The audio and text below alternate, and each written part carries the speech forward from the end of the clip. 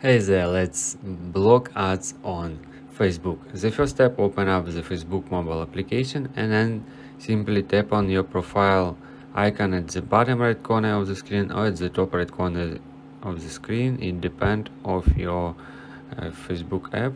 So simply tap on menu, then you should scroll down and tap on settings and privacy over here. From the appearance menu, proceed to settings.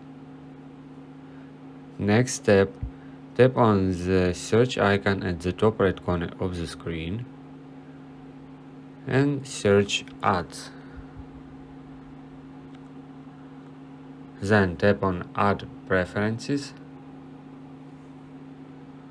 From the appearance menu, proceed to Add Settings.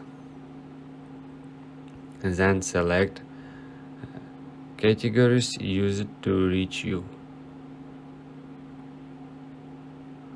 From the appearance menu, scroll down a little bit and you should disable all these options, employee, job title. So just tap on next to any of these options to turn off it. Then scroll down and tap on other categories over here. You should tap on next to any of these options to remove it.